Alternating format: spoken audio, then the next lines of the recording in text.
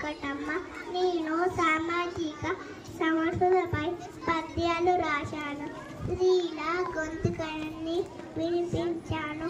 నేను తెలుగు కవయిత్రిని. ధన్యవాదాలు. నా పేరు పద్మావతి. నేను ఆధునిక కవయిత్రిని. నా కవితలను శీర్షికతో ప్రోత్సహిస్తాయి. నేను సాహిత్యంలో గౌరవం పొందాను.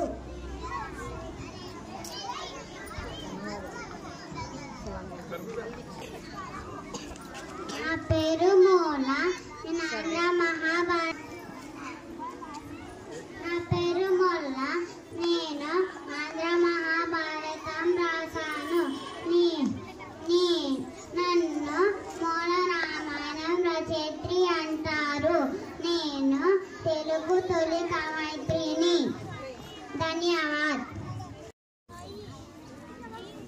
అందరికీ శుభోదయం. నా పేరు వీక్షిత. నేను 2వ తరగతి చదువుతున్నాను. ఇప్పుడు మేమందరం వ్యాకరణాలు గురించి చెప్పబోతున్నాను. నేను శబ్ద వ్యాకరణ గురించి చెప్పబోతున్నాను.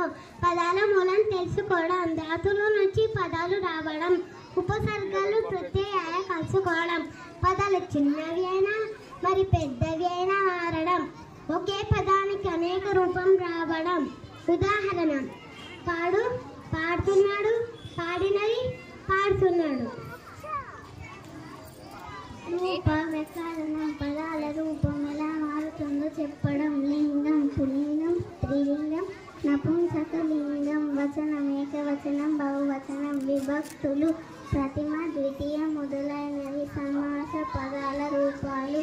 ఉదాహరణ: బాలుడు, బాలులు, బాలుని, బాలుని పుస్తకం. ధన్యవాదాలు.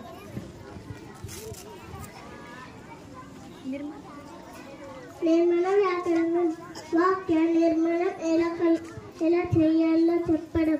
కర్త, కర్మ, క్రియాక్రమం. వాక్య రకాల గుర్తింపు. అన్వయ సంబంధం ఎలా కలిసి వస్తే చెప్పడం. వ్యాకరణ సరిచూడడం. ఉదాహరణ: రాము పుస్తకం చదివాడు. ధన్యవాదాలు. అర్థ వ్యాకరణ పదాల అర్థం తెలుసుకోవడం, వాక్యాల అర్థం గ్రహించడం. సమానార్థక పదాలు: ప్రీతి, ఇష్టం. విరుద్ధార్థక పదాలు: ఉదయం,